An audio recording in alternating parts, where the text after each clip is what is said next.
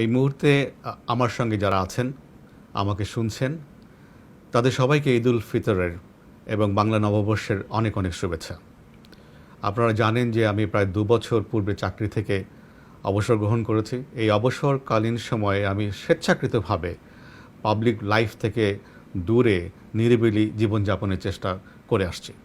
চাকরিকালীন সময়ে বিগত ২০১২ সাল থেকে ১৪ সাল পর্যন্ত আমি সোশ্যাল মিডিয়াতে একটি বিশেষ গোষ্ঠী কর্তৃক অবিরত এবং ক্রমাগত অপপ্রচার, এমনকি ব্যক্তিগত চরিত্র হননের অপচেষ্টার শিকার হয়েছি। সাম্প্রতিক পত্রিকান্তরে আমার এবং আমার পরিবারের বিরুদ্ধে কিছু খুবই আপত্তিজনক ও মানহানিকর অসত্য এবং বিকৃত সংবাদ প্রকাশিত হয়েছে।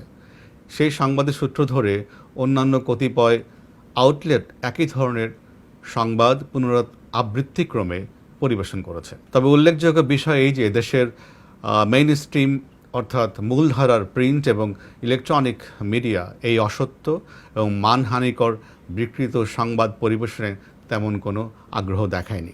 মূলধারার সেই সব প্রিন্ট এবং ইলেকট্রনিক মিডিয়ার সাংবাদিক বন্ধুগণের প্রতি আমার এবং আমার পরিবারের অনেক অনেক কৃতজ্ঞতা। আমার অবসর গ্রহণের প্রায় ২ বছর পরে আকস্মিকভাবে আমার এবং আমার পরিবারের বিরুদ্ধে এই ধরনের একটি মানহানিকর, অসম্মানজনক, অসত্য সংবাদ কেন পরিবেশিত হলো, আমি সেই আলোচনায় সচেতনভাবেই যাব না। তবে এর কারণ রাজধানীর সকল সাংবাদিক এবং সচেতন মহলের মুখে মুখে।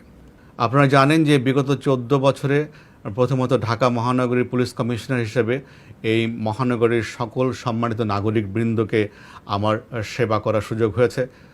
তৎপরবর্তীতে ডিজি র্যাব হিসাবে এবং আইজিপি হিসেবে সমগ্র দেশবাসীকে সেবা প্রদানের আমি দুর্লভ সুযোগ পেয়েছি।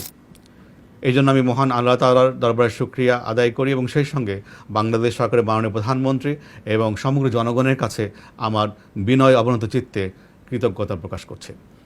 আমি বাংলাদেশ পুলিশ সার্ভিসের জ্যেষ্ঠ পদগুলোতে একটানা ১৪ বছর এবং সব মিলিয়ে প্রায় ৩৫ বছর সরকারি চাকরি করেছি। ১৯৯৬-৯৭ সালে আমি কসোভোতে শান্তিরক্ষী হিসেবে দায়িত্ব পালন করেছি। ২০০১-২০০০ সালে আমি আবার পুনরায় শান্তিরক্ষী মিশনে কাজ করেছি। তাছাড়া সরকার থেকে ছুটি নিয়ে আমি জাতিসংঘ সদর দপ্তর নিউ ইয়র্কে, যুক্তরাষ্ট্রের নিউ ইয়র্ক শহরে আমি ২০০৯ এবং ১০ সালে চাকরি করেছি। যেহেতু আমি পাবলিক এক্সচেকার থেকে ব্যয়িত অর্থে স্কুল, কলেজ, বিশ্ববিদ্যালয়ে পড়াশোনা করেছি, প্রায় ৩৫ বছর রাষ্ট্রের বেতনভোগ কর্মচারী হিসেবে কর্তব্য পালন করেছি, সেহেতু ব্যক্তিগত দায়বদ্ধতার অবস্থান থেকে প্রকাশিত সংবাদের প্রেক্ষিতে প্রকৃত সত্য এবং তথ্য তুলে ধরা আর একটি নৈতিক তাগিদ আমি ভিতর থেকে অনুভব করছি।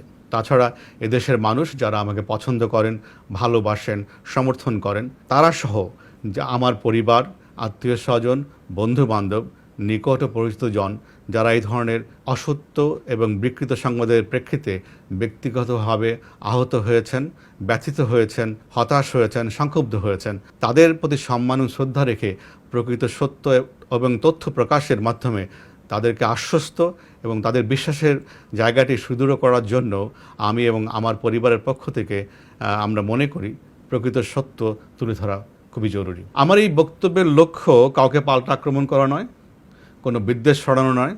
ইংরেজিতে যেটা বলে মাডস্লিঙ্গিং, সেটাকে আমরা সচেতনভাবে অ্যাভয়েড করতে চাই এবং আমার কথার পরিপ্রেক্ষিতে কথা নয়, আমরা সেটাকে অ্যাভয়েড করতে চাই। শুধুমাত্র নৈতিক এবং ব্যক্তিগত দায়বদ্ধতার প্রেক্ষাপটে আমি আমার কথাগুলো বলবো। আমরা প্রকাশিত ২ কিস্তি সংবাদের পুঙ্খানুপুঙ্খ পর্যালোচনা করেছি। এতে মোটামুটি সব মিলিয়ে ৪৫টি তথ্য, অভিযোগ এবং অপমানজনক বক্তব্য সন্নিবেশিত আছে। তার মধ্যে ২৪টি তথ্য বা অভিযোগ সম্পূর্ণ মিথ্যে এবং কল্পনাপ্রসূত। ২টি বিষয়কে ৭ বার পুনরাবৃত্তি করা হয়েছে এবং ২টি বিষয় তথ্যকে ভুল প্রেক্ষাপটে বিকৃতভাবে পরিবেশন করা হয়েছে। বাকি ১০টি অভিযোগ বা তথ্যকে ফুলিয়ে ফাঁপিয়ে শুধু তিলকে তাল নয়, তাল গাছের ঝাড় সমেত তাল বানিয়ে ভুলভাবে উপস্থাপন করা হয়েছে।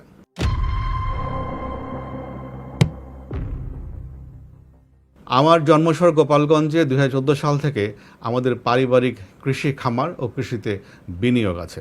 সে সময় থেকে 10 বছর ব্যাপী ধীরে ধীরে কৃষিক্ষেত্রে আমাদের পারিবারিক বিনিয়োগ এবং ব্যবসা চলে আসছে।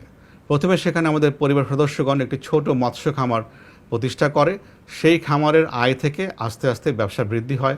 পরবর্তীকালে মৎস্য খামারের পাশাপাশি সেখানে বিভিন্ন বনজ, ফলজ, ঔষধি ও মশলা জাতীয় বৃক্ষরোপণের মাধ্যমে ব্যাপক বনায়ন করা হয়। কৃষিক্ষেত্রে ব্যবসার জন্য শত শত কোটি টাকার প্রয়োজন হয় না, বা এই ধরনের শত শত কোটি টাকার বিনিয়োগের প্রয়োজন হয় না। এই যে প্রকল্প যেখানে রয়েছে, সেখানে যে পরিমাণ ভূমি উল্লেখ করা হয়েছে সেটি কোনো ক্রমেই সঠিক নয়। সত্য এই যে সেখানে যে পরিমাণ টাকার জমি কেনা হয়েছে তার থেকে বেশি আমার পরিবারের ব্যাংক এবং অন্যান্য সূত্র থেকে ঋণ, লোন বা দেনা রয়েছে। এটি মূলত তাদের ব্যবসায়িক আয় এবং ব্যাংক এবং অন্যান্য সূত্র থেকে সংগৃহীত লোনের মাধ্যমে এই ব্যবসা প্রতিষ্ঠানকে তারা ধীরে ধীরে গড়ে তুলেছে। তাছাড়া এই জমির পরিমাণ এবং ব্যবসাতে নিয়োজিত সংশ্লিষ্ট জমির পরিমাণ এবং টাকার উৎস এই বিষয় সংক্রান্ত ট্যাক্স ফাইলে যথাযথভাবে সন্নিবেশিত আছে।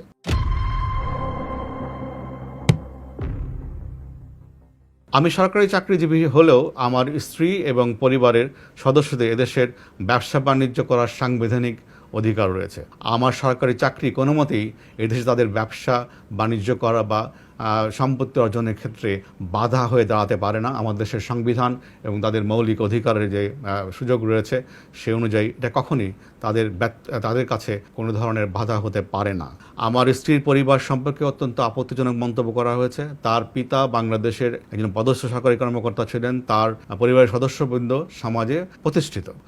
আমার স্ত্রী বিগত 24 বছর ধরে তার ব্যক্তিগত ও ব্যবসায়িক আয়ের বিপরীতে সরকারকে ট্যাক্স প্রদান করে আসছে। আরও দুঃখের বিষয়, ক্ষোভের বিষয় এই যে বাংলাদেশের সংবিধান অনুযায়ী প্রত্যেক মানুষের ব্যক্তিগত গোপনীয়তার অধিকার রয়েছে, কিন্তু এই সংবাদ সমূহেতে আমার পরিবার সদস্যদের পাসপোর্ট, তাদের এনআইডি, তাদের ইমেইল নাম্বার এগুলোকে এক্সপোজ করে দেওয়া হয়েছে, ফলে তাদের ব্যক্তিগত গোপনীয়তা মারাত্মকভাবে লঙ্ঘিত হয়েছে।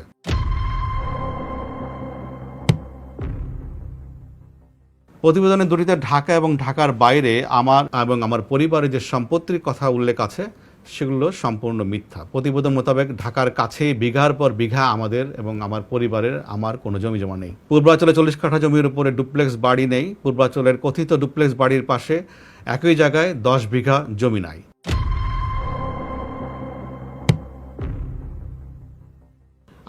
আমার 35 বছরের চাকরি জীবনে বেতন ভাতার যে কাল্পনিক হিসাব প্রকাশ করা হয়েছে সেটিও ভুল এবং খুবই অপমানজনক।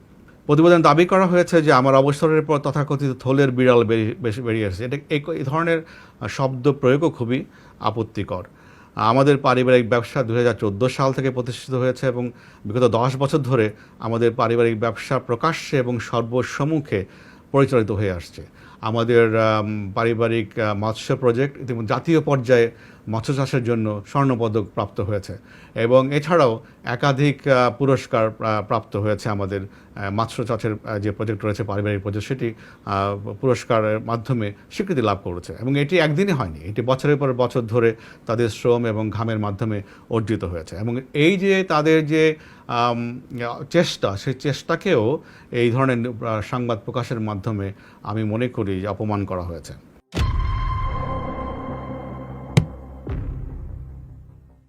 গোপালগঞ্জ প্রজেক্টে 2টি কোম্পানির কথা উল্লেখ করা হয়েছে, যেখানে 20 কোটি টাকা, আরেকটিতে 5 কোটি টাকার অনুমোদিত মূলধনের কথা এভাবে উল্লেখ করা হয়েছে যেন সাধারণ পাঠক মনে করেন যে এই 2টি কোম্পানিতে আমাদের পরিবার 25 কোটি টাকা বিনিয়োগ করেছে। আসলে অনুমোদিত মূলধন আর পেইড আপ মূলধন, পরিশোধিত মূলধন এক জিনিস নয়। এখানে এই 2টা কোম্পানিতে ইভেন 1 কোটি টাকারও পরিশোধিত মূলধন নাই, অথচ এটা এমনভাবে বলা হয়েছে যেন 25 কোটি টাকা আমাদের পরিবারের পক্ষ থেকে 2টি কোম্পানিতে বিনিয়োগ করা হয়েছে। মূলত এই 2টি কোম্পানি প্রতিষ্ঠা করা হয়েছিল ব্যবসাকে সম্প্রসারণের জন্য। আমাদের পরিবার ওখানে যে বর্তমানে যে ব্যবসা করছে সেটাকে সম্প্রসারণ করতে চায়, কৃষিক্ষেত্রে বিনিয়োগকে সম্প্রসারণ করতে চায়, কারণ বাংলাদেশে এই মুহূর্তে কৃষিক্ষেত্রে বিনিয়োগ সময়ের দাবি। তো এটা নিয়ে পরে কোনো এক সময় কথা বলবো। তো আমরা যেটা বলতে চাই সেটা হচ্ছে মূলত দুটি কোম্পানি প্রতিষ্ঠা করা হয়েছিল আরও বড় আকারে ব্যাংক লোন নেওয়ার জন্য, কিন্তু ব্যাংক লোনের জন্য আবেদনও করা হয়েছিল, কিন্তু সে সময় করোনা প্রভাব এবং পরবর্তী সময়ে রাশিয়ান ইউক্রেন ওয়ার, জাতীয় আন্তর্জাতিক অর্থনৈতিক মন্দা, বিভিন্ন কারণে এই ব্যাংক লোনের ব্যাংকের সংকোচন নীতির কারণে এই লোন স্যাংশন সম্ভব হয়নি। ফলে যেটা হয়েছে যে কোম্পানিগুলোর কথা বলা হয়েছে কোনোটি আজ পর্যন্ত ব্যবসাতেই আসেনি। তো এটি এক নতুন কোম্পানি এবং ফাইন্যান্সে বা ফান্ডিংয়ের অভাবে এই কোম্পানিগুলো কিন্তু মূলত এই মুহূর্তে কোনো ব্যবসা করছে না।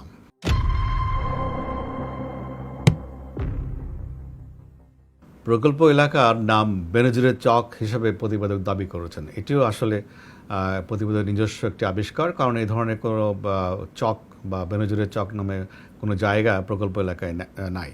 প্রকল্প এলাকায় মিটার ছাড়াই বিদ্যুৎ সংযোগ দেওয়া হয়েছে বা ব্যবহার করা হচ্ছে, এটিও মিথ্যা তথ্য। ওখানে রীতিমতো সরকারিভাবে অনুমোদন নিয়ে মিটার স্থাপন করে বিদ্যুৎ সংযোগ নেওয়া হয়েছে বৈধভাবে, এবং প্রতি মাসে নিয়মিত আমাদের পরিবার তাদের ব্যবসার জন্য যে বিদ্যুৎ খরচ হয় সেটির বিল পরিশোধ করে আসছে। এখানে চাপ ও ভয়ভীতি দেখিয়ে জমি ক্রয়ের কথা বলা হয়েছে, যেটিও আমি মনে করি এটা অসম্ভব কল্পনা। কারণ হচ্ছে এটি মাননীয় প্রধানমন্ত্রীর নিজ জেলা এবং প্রকল্প এলাকাটি মাননীয় প্রধানমন্ত্রী সংসদীয় আসন সন্নিহিত, এবং ফলে এই ধরনের একটা জায়গায় গায়ের জোরে বা ক্ষমতা দেখিয়ে বা অন্য কোনো ভাবে শক্তি প্রয়োগ করে জমি কেনার চিন্তা একটা অসম্ভব কল্পনা।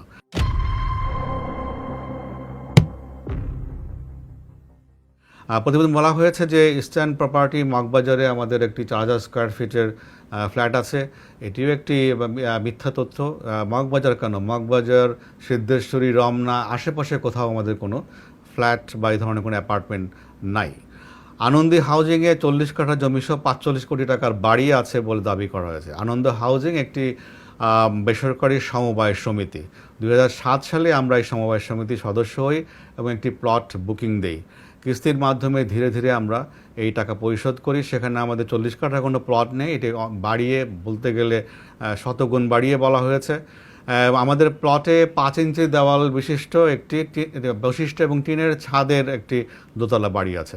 তো এই ধরনের একটা বাড়ির দাম 45 কোটি টাকা হবে, এবং যেখানে যে হাউজিং এখন পর্যন্ত নাগরিক সুবিধা গড়ে ওঠেনি, রাস্তাঘাট তৈরি হয় নাই, বিদ্যুৎ সংযোগের ব্যবস্থা নাই, পানির ব্যবস্থা নাই, গ্রামের মধ্যে এই ধরনের একটা প্লটের উপরে টিনের ছাদ বিশিষ্ট বাড়ির দাম 45 কোটি টাকা হবে, এটি রীতিমতো এই ধরনের দাবি করার মধ্যে হাস্যকর।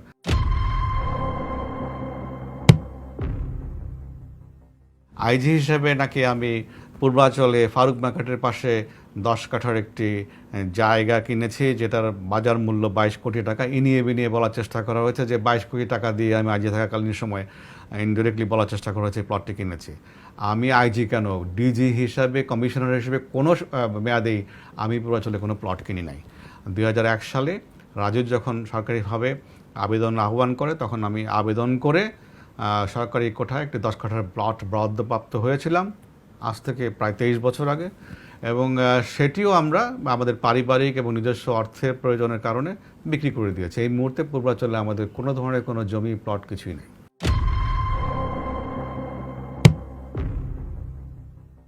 রূপগঞ্জের নাওড়ায় আমাদের একটি 2 বিঘা জমির প্লট আছে, যার বাজার মূল্য 2 কোটি টাকা বলে সংবাদে উল্লেখ করা হয়েছে। রূপগঞ্জের নাওড়ায় এবং অন্যান্য কোনো ইউনিয়নে কোথাও আমাদের কোনো 2 বিঘার কোনো প্লট নাই। এটিও একটি সর্বাংশে মিথ্যা তথ্য। রূপগঞ্জে আমাদের কোনো জমি নাই এক্সেপ্ট আনন্দ হাউজিংয়ে, যেটি রূপগঞ্জ জেলা থানার মধ্যে অবস্থিত এলাকার মধ্যে, সেখানে একটা প্লট আছে। তাছাড়া আমাদের অন্য কোথাও কোনো ধরনের কোনো জমি বা 20 কোটি টাকা মূল্যের কোনো সম্পত্তি আমাদের নাই। মেয়ের বিশ্রামের জন্য 3.5 কোটি টাকার ফ্ল্যাট কিনেছি বলে অভিযোগ করা হয়েছে। আমার মেয়ে, আমার জ্যেষ্ঠ কন্যা সবসময় আমার সরকারি বাসা থেকে তার বিশ্ববিদ্যালয়ে যাওয়া আসা করতো, তার জন্য কোনো বিশ্রামের জন্য বাড়ি কেনার কোনো প্রয়োজন আমরা কখনো অনুভব করিনি। বসুন্ধরাতে আমরা একটা আনফিনিশড ফ্ল্যাট আমরা কিনেছিলাম, পরবর্তী সময় বিভিন্ন কারণে আমাদের কাছে মনে হয়েছে যে এটা বসবাস উপযোগী নয়, এটাও আমরা বহু আগে সেটাকে বিক্রি করে দিয়েছি। সেই ফ্ল্যাটে নাকি একটা 50 লক্ষ টাকা দামের দরজা আছে, রেফারেন্স হচ্ছে, বরাত হচ্ছে বাড়ির দারোয়ান। তো বাড়ির দারোয়ান কিভাবে দরজার দাম জানলো, সেটাই হলো আমাদের একটা বিরাট প্রশ্ন। একটা দরজা সাধারণত 21 স্কোয়ার ফিট থেকে সর্বোচ্চ 32 স্কোয়ার ফিট কাঠ থাকতে পারে। যদি একটা সেই দরজার দাম 50 লক্ষ টাকা হয়, তাহলে একটা প্রতি স্কোয়ার ফিট কাঠের দাম পড়ে 2.25 লক্ষ টাকা। এটা এত মূল্যমানের পৃথিবীতে কোন কাঠ আছে আমাদের জানা নেই। এটাও একটি আমি মনে করি হাস্যকর, আমি মনে করি যে মিথ্যা, নির্জলা মিথ্যা সংবাদ, শুধুমাত্র চরিত্র হননের জন্য যেগুলো করা হয়েছে।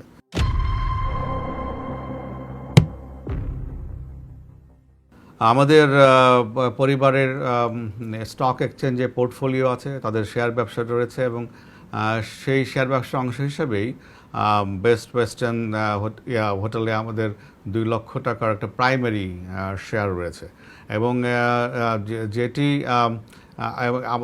মোট সেখানে শেয়ারের সংখ্যা হচ্ছে 35,50,00,000। তো 35,50,00,000 শেয়ারের মধ্যে থেকে আমাদের কাছে 2 লক্ষ শেয়ার আছে, তাও প্রাথমিক শেয়ার অভিহিত মূল্যে, এবং সেটাকেও এমনভাবে উপস্থাপন করা হয়েছে যে এখানে বিশাল একটা ইনভেস্টমেন্টের বিষয়, যা আসলে সঠিক নয়। তাছাড়া দাবি করা হয়েছে যে পদ্মা ব্যাংকের শেয়ার কিনেছি আমরা, কানাডিয়ান বিশ্ববিদ্যালয়ের মালিকানা আমরা কিনেছি। পদ্মা ব্যাংকে আমাদের কোনো শেয়ার নাই, কানাডিয়ান বিশ্ববিদ্যালয়েও আমাদের কোনো শেয়ার নাই, কানাডিয়ান বিশ্ববিদ্যালয় এবং পদ্মা ব্যাংকের কোনো মালিকানা নাই, কোনো বিনিয়োগ কিছু নাই আমাদের। পদ্মা ব্যাংক একটি আর্থিক প্রতিষ্ঠান, সেখানে আমাদের ন্যূনতম একটা ব্যাংক অ্যাকাউন্টও নাই। তো এটাও একটা একেবারে নির্জলা মিথ্যা কথা, এবং এটির কোনো ভিত্তিহীন সংবাদ এখানে পরিবেশিত হয়েছে।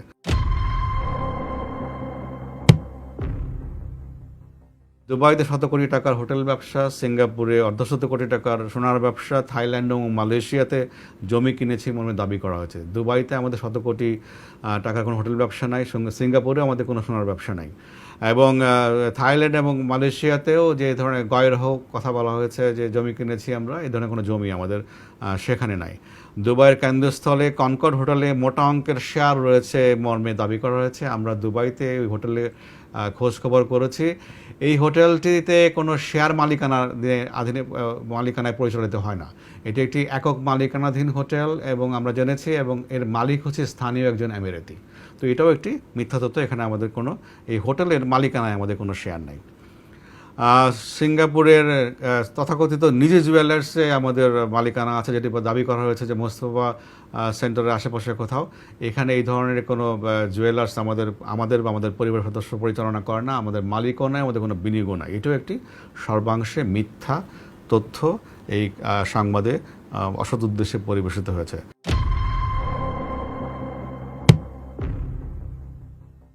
সোনালী ব্যাংক থেকে বিপুল অঙ্কের লোন নিয়ে বিদেশে পাচার করার অভিযোগ করা হয়েছে। পাচার নয়, লোন নিয়ে আমরা আমাদের গোপালগঞ্জ প্রজেক্টে ইনভেস্ট করেছি, বিনিয়োগ করেছি, এবং সেখানে বড় বড় সাইনবোর্ড লাগানো আছে যেটা সোনালী ব্যাংকের এখানে আমাদের ঋণ রয়েছে, এই ধরনের সাইনবোর্ড প্রকল্প লেখা রয়েছে। তো এটিও তার জানা সত্ত্বেও যে এটি এখানে লোন রয়েছে এর প্রকল্পে, এবং লোন নিয়ে এই বিজনেস করা হচ্ছে, তারপরেও এটাকে আমি মনে করি যে অসত্যভাবে, বিকৃতভাবে তথ্য উপস্থাপন করা হয়েছে, যে শুধুমাত্র আমার এবং আমার পরিবারের চরিত্র হনন করার জন্য, এবং আমাদের অপমানজনক তথ্যের মাধ্যমে বিব্রত করার জন্য।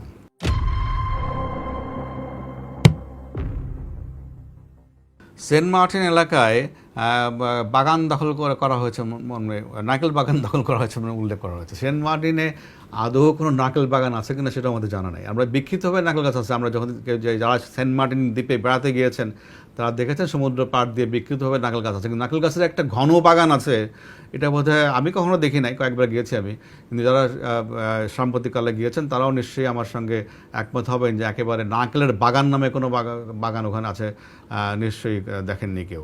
আর এই ধরনের বাগান দখলে নেওয়ার প্রশ্নই ওঠে না। আমি একজন দায়িত্ববান সরকারি কর্মকর্তা হিসেবে আমার পরিবার বা আমি কারো জমি দখল বেদখলের সঙ্গে কোনো ক্রমেই নৈতিকভাবে বা অন্য কোনোভাবে জড়িত হওয়ার প্রশ্নই ওঠে না। সেখানে বিভিন্ন দাগ নাম্বার উল্লেখ করে বিভিন্ন সম্পত্তির পরিমাণ উল্লেখ করা হয়, যেগুলো যোগ করে দেখবেন যোগ করলে হয় 164.39%। কিন্তু দাবি করা হয়েছে যে আবার আরেক পাড়ায় যেখানে আমাদের 418% জমি রয়েছে। তো যোগ ফল মানে কি এখানে ম্যাথামেটিক্সেরও সমস্যা আছে। তো এখানে আমাদের এই ধরনের কোনো জমি না, আমাদের একটা প্লট আছে বহুদিন আগে, প্রায় আজ থেকে প্রায় 17 বছর আগে একটা আমাদের একটা প্লট কেনা আছে ওখানে। আর আপনারা জানেন যে কিছু বছর আগে হাইকোর্ট থেকে নিষেধাজ্ঞা দেওয়ার কারণে ওখানে সব ধরনের কনস্ট্রাকশন বন্ধ রয়েছে। এর ফলে এই জমিগুলো এখন আর কেউ কিনেও না, এগুলো বলতে গেলে পরিত্যক্ত এবং পতিত জমি হিসাবে পড়ে আছে। এবং আমাদের যে স্মল প্লটটা রয়েছে সেটার মধ্যে বালু আছে এবং পাথর রয়েছে, এবং এখানে কোনো গাছপালাও তেমন একটা কিছু নাই। তো এটা একটা যেহেতু হাইকোর্টের নির্দেশের প্রেক্ষিতে ওখানে সব ধরনের কনস্ট্রাকশন বন্ধ, সে কারণে বছরের বছর এই জমিগুলোর কোনো অ্যাপ্রিসিয়েশন হয় নাই, রাদার ডেপ্রিসিয়েশন হয়েছে। এগুলো বিক্রি করার চেষ্টা করলে বিক্রি করা যায় না। আর যে পরিমাণ সম্পত্তির কথা বলা হয়েছে সেটা সঠিক নয়, এবং এই যে আমরা যেটা কিনেছি সেটা আমাদের ট্যাক্স ফাইলে উল্লেখ করা আছে এবং এটার সোর্সও ট্যাক্স ফাইলে বর্ণনা করা আছে। আর শেষ কথা এই যে আমার পরিবারের যে সম্পত্তি রয়েছে তার প্রত্যেকটির বিপরীতে অর্থের উৎসের সহকারে সংশ্লিষ্ট ট্যাক্স ফাইলে যথাযথভাবে সেগুলো বর্ণিত আছে, সন্নিবেশিত আছে। আমার পরিবার তাদের ব্যবসার জন্য এবং আমি নিয়মিতভাবে কর পরিশোধ করি, এবং আপনারা জেনে খুশি হবেন যে আমি ইতিমধ্যে বাংলাদেশ সরকারের পক্ষ থেকে সেরা করদাতার সম্মানও লাভ করেছি। চাকরি জীবনে আমি ব্যক্তিগতভাবে সবসময় ঘুষ এবং দুর্নীতির বিরুদ্ধে লড়াই করেছি। পুলিশ কমিশনার এবং র্যাবের মহাপরিচালক হিসেবে জনগণের সেবার মান বৃদ্ধি করার জন্য কাঠামোগত, প্রশাসনিক এবং অপারেশনাল সংস্কার বা রিফর্ম করার উদ্যোগ গ্রহণ করেছে, এবং এই শহরের নাগরিকগণ তারা স্বীকার করেন যে এর ফলে যে সেবার ক্ষেত্রে যে প্রভূত উন্নতি ঘটেছিল তাদের কাছে সেটি স্পষ্ট। আইজিপি হিসাবে আমি অত্যন্ত স্বল্পমেয়াদে দায়িত্ব কর্তব্য পালন করি, সে সময়ও আমি দুর্নীতি এবং এই ধরনের অস্বচ্ছতার বিরুদ্ধে লড়াই করেছি। এখানে 100 বছরের রিক্রুটমেন্টের ক্ষেত্রে যে বদনাম ছিল পুলিশের, আমি কনস্টেবল সরকারের সহায়তা নিয়ে কনস্টেবল, সাব ইন্সপেক্টর এবং সার্জেন্ট নিয়োগের যে নীতিমালা, সেই নিয়োগ নীতিমালাকে আগাগোড়া খোল নলচে পাল্টে ফেলেছি। এবং এটা এই সাউথ এশিয়ার এখন স্ট্যান্ডার্ড একটা মডেল, এবং যে মডেলের প্রেক্ষিতে গ্রহণ করার প্রেক্ষিতে এখন এই গত কয়েক বছর ধরে আপনারাই মিডিয়াতে যে দেখছেন যে 120 টাকায় মেধাবীরা এবং যোগ্যরা চাকরি পাচ্ছে।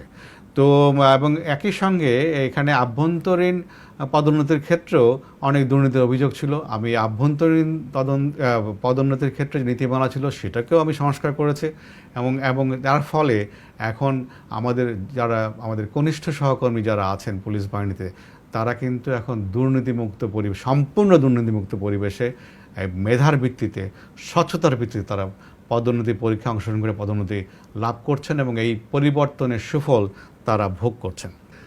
আইজিপি হিসাবে এই ধরনের কার্যক্রম গ্রহণ করার প্রেক্ষিতে সরকার আমাকে শুদ্ধাচার পুরস্কারে ভূষিত করেছে। সম্পূর্ণ ক্যারিয়ারে আমি পুলিশের আভ্যন্তরীণ দুর্নীতির বিরুদ্ধে লড়াই করেছি, এবং আমার কার্যক্রম এবং আমার বক্তব্য বিভিন্ন সময় মিডিয়াতে প্রকাশিত হয়েছে, এবং আমার সহকর্মীরা তার সাক্ষী। আমার অবসরের পরে আমাকে দুর্নীতিবাজ প্রমাণের অপচেষ্টা অত্যন্ত হতাশাব্যঞ্জক এবং দুঃখজনক। এই ধরনের অপপ্রয়াস কিন্তু ভবিষ্যতে যারা সৎ পথে স্বচ্ছতার সঙ্গে চাকরি করতে চান এবং জনগণের জন্য কাজ করতে চান তাদেরকে নিরুৎসাহিত করবে।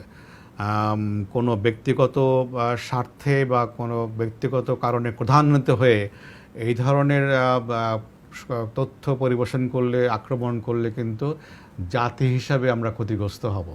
আমাদেরকে সবসময় ক্ষুদ্র স্বার্থের উপরে বৃহত্তর স্বার্থকে প্রাধান্য দেওয়া উচিত।